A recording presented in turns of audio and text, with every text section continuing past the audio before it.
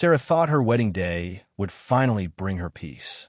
But behind her mother-in-law's smile was a truth that would tear her entire life apart. When the DNA test results came back, they didn't just change her marriage. They changed her entire identity. And when Dr. Phil uncovered the full story, no one in that studio was ready for what they heard. The cameras catch Sarah mid-sentence, her voice trembling, her hands clutching a damp tissue. She's still wearing the same wedding dress from 3 days earlier. The silk looks heavy now, like it's carrying the weight of 100 broken promises. The audience is silent. Even Dr. Phil leans forward, elbows on his knees, eyes searching for the truth that no one else can quite say out loud. Across from her sits Evan, her new husband. He's staring at the floor, his wedding band glinting under the studio lights. To his right, Carol, his mother, keeps her hands folded neatly in her lap, the kind of posture that tries too hard to look innocent. But her face gives her away. There's fear there, and something deeper. Guilt. Dr. Phil finally breaks the silence. "Sarah," he says gently, "you thought this was your new beginning. But something happened that turned your wedding into a nightmare. Can you tell us what that was?" She takes a deep breath, the kind that shakes her whole chest. "She knew," she whispers, nodding toward Carol. "She knew all along." The audience murmurs. Someone gasps. Dr. Phil doesn't flinch. "You're saying Carol knew the truth before the wedding?" Sarah nods, tears streaming. "She knew who I was. Who I really was." The tension in the room is almost unbearable. The producer's camera zooms in on Carol's face. She's not crying. She's not defending herself. She's just still, like someone who's already accepted what's coming. Sarah wipes her face and looks straight into the lens. "I thought I was marrying into this family, but it turns out I was already part of it." The words hang in the air like a dropped glass about to shatter. Dr. Phil exhales slowly. "Let's rewind," he says. "How did this begin?" And just like that, the scene fades. The wedding ring glimmers one last time before the screen cuts to black, and the words appear, 3 weeks earlier. But before we go there, Sarah looks at the camera one more time. Her eyes are red, but clear now. "How do you rebuild a marriage?" she asks softly. "When the lies started before you were even born?" The question lingers long after the lights fade. 3 weeks before the wedding, everything looked perfect. Sunlight poured through Carol's kitchen window as laughter filled the air. The counters were covered in frosting, candles, and tiny paper hearts. Sarah's bridal shower was in full swing, a moment she'd been waiting for since childhood. Her friends clinked champagne glasses.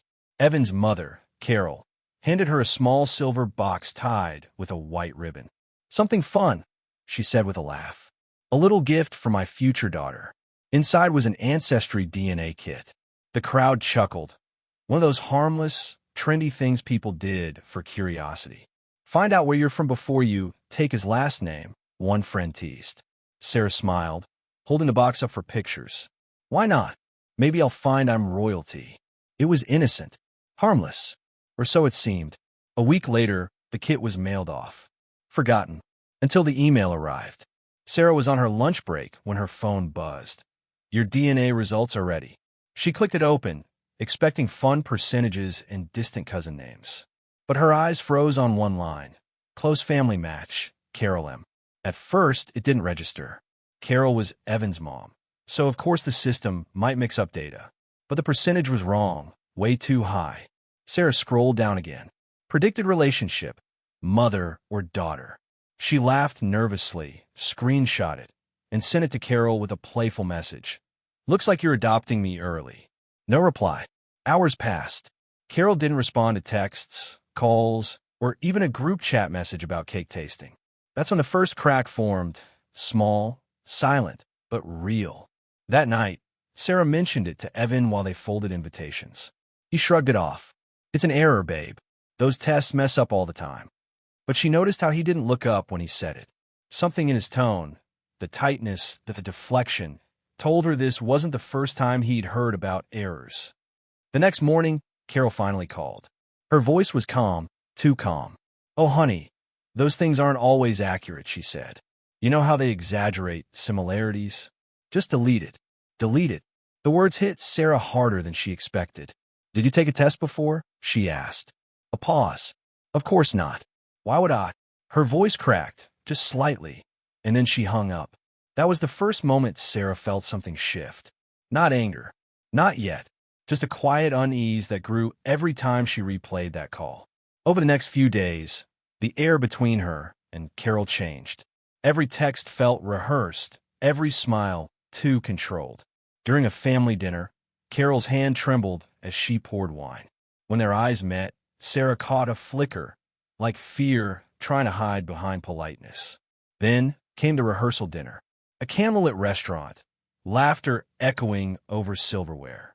Carol toasted to family, love, and new beginnings. But her voice wavered on family. Sarah watched her closely. The way she dabbed her napkin, the way she avoided eye contact. Something was being buried right there in plain sight. That night, unable to sleep, Sarah opened her laptop again.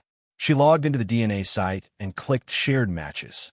Her stomach turned as a familiar name appeared, Evan. The percentage was smaller than Carol's, but still far too close for comfort. She slammed the laptop shut. Her hand shook. Was this even possible? Could the man she was about to marry be related? She told herself no. There had to be an explanation, adoption, glitch, something, but the voice in her head wouldn't stop whispering. What if the truth is worse than that? The next morning, Sarah drove to Carol's house unannounced. She found her pruning roses in the yard, pretending the world was ordinary. "Did you know?" Sarah asked quietly. Carol froze. "Know what, dear?" "The test. The results.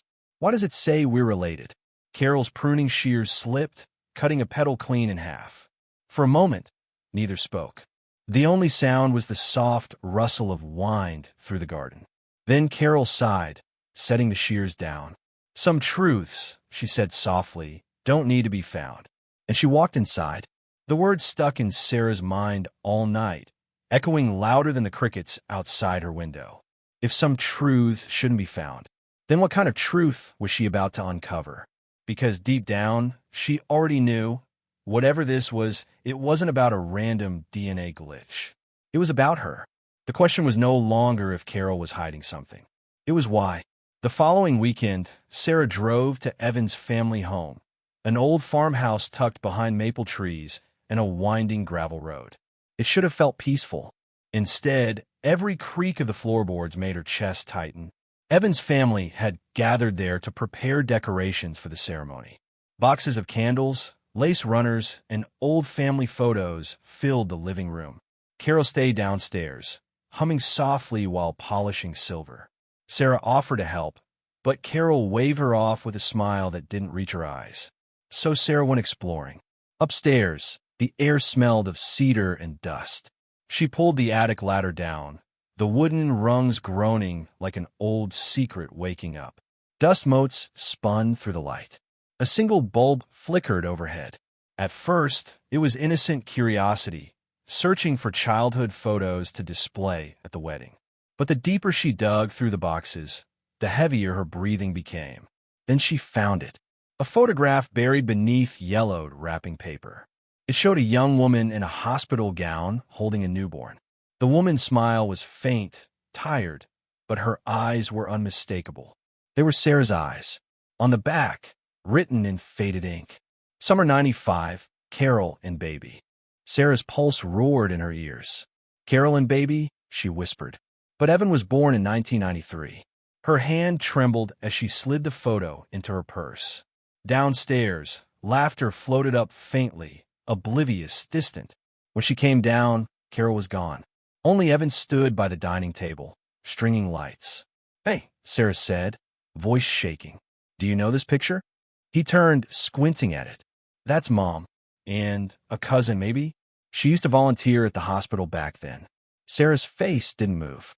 "That baby looks like me, Evan." He laughed nervously. "You're seeing what you want to see. Everyone looks like a baby in those photos." But she could see it, the flicker of panic in his eyes before he looked away. Later that night, while Evan showered, Sarah spread out the old family albums on the bed. Every page told a story she couldn't trust anymore. There were gaps, years of missing photos, unmarked dates. She started noticing patterns. Birthdays with no toddler pictures. family trips where Carol's expression was half blank, as if she were somewhere else entirely. When Evan came out, she asked him again gently, "Has your mom ever talked about losing a child? Or giving one up?" He froze, towel in hand. "Why are you asking me that?" "Because something's wrong, Evan. I can feel it." He didn't answer, just stared at her like someone caught between denial and dread. The next morning, Sarah drove to her childhood home, the one she grew up in miles away, under a different last name. Her adoptive mother, Linda, met her at the door with warm eyes and trembling hands. "Mom," Sarah said quietly, "I need to ask you something, and I need you to tell me the truth." Linda hesitated, then sat down. "This is about the test, isn't it?" Sarah nodded. "Who are my real parents?" Silence. The clock on the wall ticked loudly, each second slicing through the air. Linda looked away. "You were special, Sarah. We were told your birth mother wanted you to have a better life. That's all we knew." "Who told you that?" Linda hesitated again. "A woman from the agency. Her name was Carol." Sarah's breath left her body. The room spun. "Carol? Carol Miller." Linda's face went pale. "You know her." Sarah stood up, shaking. "She's Evan's mother. She's my mother-in-law." The color drained from Linda's face. "Oh my God." Sarah's voice cracked. "She gave me away, and I almost married her son." Her knees buckled, and Linda caught her before she hit the floor. Hours later, as the sun set behind the house, Sarah sat on the porch alone. The air smelled like rain and lilacs. The truth she'd been chasing finally caught her, and it hurt more than she ever imagined. She whispered to herself, "Why didn't she tell me? Why let me fall in love with him?" Back at the studio, Dr. Phil's voice cuts in over the scene. What Sarah found next, he says, would rewrite her entire childhood and leave this family facing a truth that couldn't be undone. The screen fades to black. The studio lights burn hotter today. The audience is packed, but no one whispers. You could hear a pin drop. Sarah sits on the couch again, posture rigid, eyes hollow from sleepless nights. Across from her, Carol is silent. The same woman who once called her sweetheart and tucked a veil over her hair before the ceremony. Dr. Phil leans forward, his voice low. "You've both agreed to share something today, something that changes how we understand this story." He looks at Sarah. "You brought a new DNA report, correct?" Sarah nods, her fingers trembling as she reaches into her purse. The white envelope is creased from how many times she's held it, debating whether to open it. "This one's from a different lab," she whispers. "Independent. Verified twice." She handed over. Dr. Phil holds it for a long moment, then slides it back across the table. "I think it's important you be the one to read it." Sarah exhales sharply, tears gathering but refusing to fall. She unfolds the paper, slow, deliberate. The mic catches every rustle. Her voice breaks. It says, "Carol Miller, biological mother." A collective gasp ripples through the audience. Someone in the crowd covers their mouth.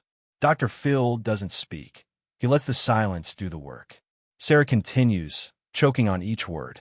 "I thought it was some mistake. I thought maybe they got the samples mixed up. But it's real. I was adopted 28 years ago, and no one ever told me."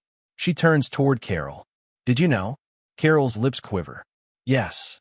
The audience reacts instantly. Gasps, murmurs, a stunned pause that stretches too long. Dr. Phil steadies the tone. "Let's take a breath. Carol, tell us in your own words what happened." Carol's voice trembles, thin as glass. "I was 24. Your father, he was married. We had an affair. I found out I was pregnant, but he wanted nothing to do with it. His wife never knew. I panicked. I was young, scared. I gave birth in secret and signed you over to adoption. I thought you'd have a better life." Sarah's eyes burn. "You knew who I was at the shower.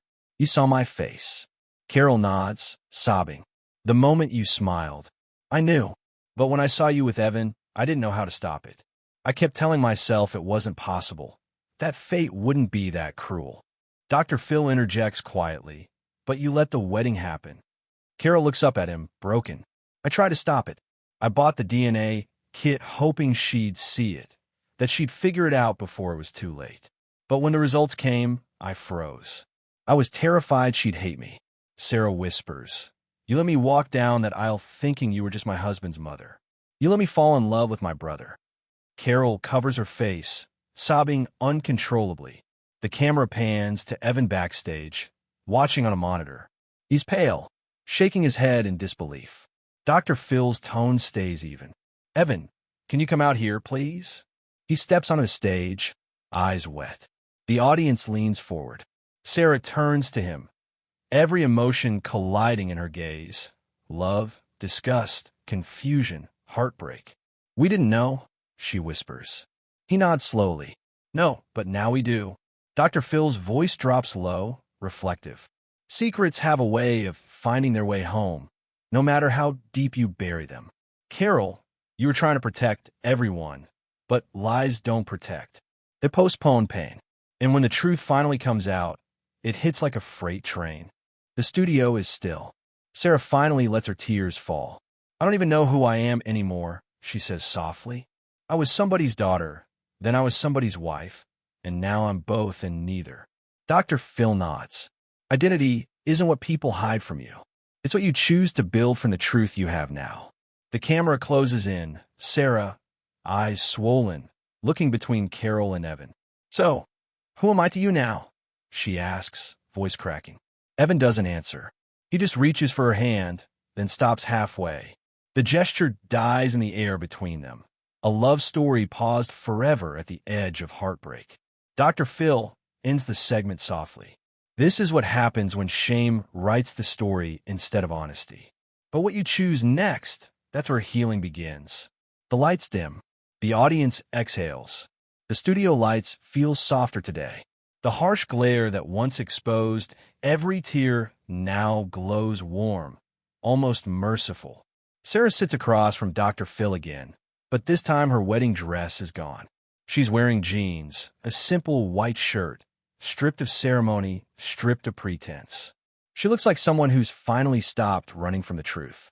Carol sits beside her, hands clasped tightly in her lap. Between them lies a silence that feels alive, heavy, breathing, waiting. Dr. Phil opens gently. I asked both of you to come back, not to rehash the past, but to see if we can build something out of what's left. Sarah nods, eyes down. Carol doesn't move. The therapist Dr. Phil invited, Dr. Mendez, speaks softly. Secrets destroy trust, but honesty, even painful honesty, can begin to rebuild it. The question is, are you both willing to sit in the discomfort long enough to let that happen? Sarah takes a slow breath. I don't hate her, she says finally. I wish I could. It would make it easier, but I just don't understand. Carol turns to her, voice trembling. I was ashamed, Sarah. I thought I was protecting everyone. You, your father's family, even Evan. I didn't want to ruin anyone's life. But the truth is, I ruined mine. Dr. Phil leans forward. You see, Carol, guilt and fear are powerful storytellers. But they write tragedies when we let them. Carol nods, wiping her eyes. When I saw you that day at the shower, I wanted to tell you everything. You looked so happy. I told myself it wasn't the right time, that maybe fate was giving me a second chance to know you. I didn't realize I was taking that chance away from you instead. Sarah's tears finally come. All I ever wanted was family. That's why I loved Evan's family so much. You made me feel like I belonged. And now, knowing I actually did, it hurts in ways I can't explain. The audience sits frozen, watching two generations try to piece together something that's been broken for almost 3 decades. Dr. Phil says softly, you can't change what happened, but you can decide whether this is where the pain ends or where it keeps being passed on. Carol reaches for Sarah's hand. For a long moment, Sarah doesn't move. Then she lets her fingers rest lightly over her mother's. Fragile, hesitant, human. I can't forgive you yet, Sarah whispers. But I can listen. The audience exhales, as if the entire room had been holding its breath. Dr. Mendez nods. That's the beginning of healing. Forgiveness isn't forgetting. It's releasing the need to stay hurt. Evan, watching from backstage, wipes a tear. He steps forward when Dr. Phil calls him. The 3 of them, mother, daughter, and son, sit in silence that says more than any speech. Dr. Phil closes gently, his voice rich with empathy.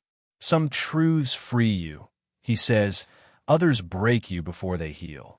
But every truth gives you a choice. You can live in the shadow of what happened, or you can use it as light to see where to go next. Sarah nods slowly. I don't know what happens after today, but I know this. I'll never call her mom, but I'll try to understand her. As the lights dim, a single camera zooms in on their joined hands. Dr. Phil's voiceover fades in. Forgiveness isn't a favor you give to others. It's a gift you give to yourself. The moment you decide the past no longer controls the future. The screen fades to black. 6 months later, the studio looks different. There's no audience today, just empty seats, soft lighting, and Dr. Phil sitting alone at his desk, reading an update. The tone is quieter now, reflective, like a storm that's passed, but left the world forever changed. He looks up at the camera. A lot of you have asked what happened to Sarah, Evan, and Carol. So here's where they are now. The screen fades to a short montage.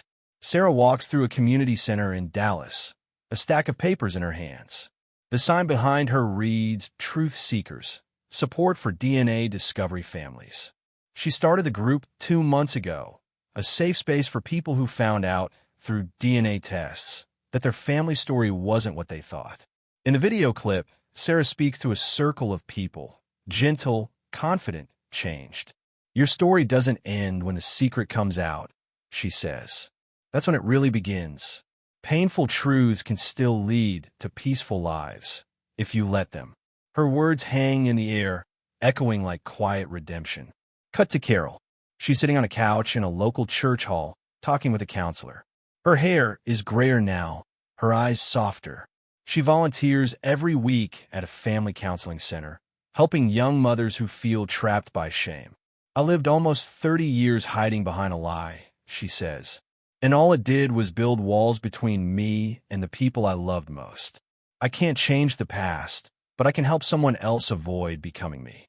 The camera shows a small frame on her coffee table, a picture of Sarah and Evan, smiling gently at an event for Sarah's group. They're not together anymore, not romantically, but they're connected in a deeper, more honest way. Two people bound by fate and forgiveness.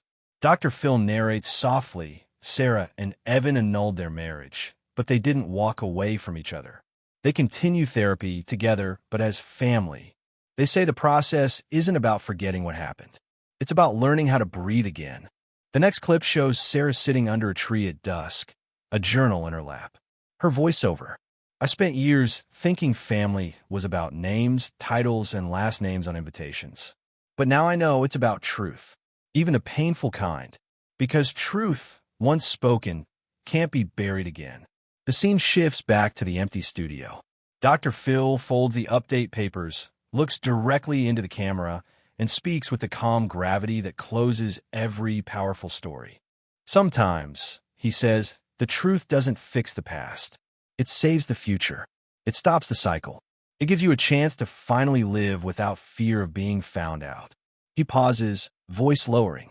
If you're carrying a secret right now, something you think will destroy everything if it's spoken, remember this story. The only thing stronger than the pain of truth is the freedom that comes after it. The camera zooms slowly. His final words echo softly over a montage of the three. Sarah speaking at her group, Carol listening with teary eyes, Evan smiling faintly as he helps set up chairs. If your truth scares you, Dr. Phil says, that's how you know it matters. The lights fade. The screen goes black. If this story moved you, share it with someone who might need to hear it. Family isn't about perfection. It's about honesty, courage, and the will to heal. Drop a comment, tell your story, or just remind someone that truth, no matter how painful, can still lead to peace. Because sometimes the hardest truth is the one that sets us free.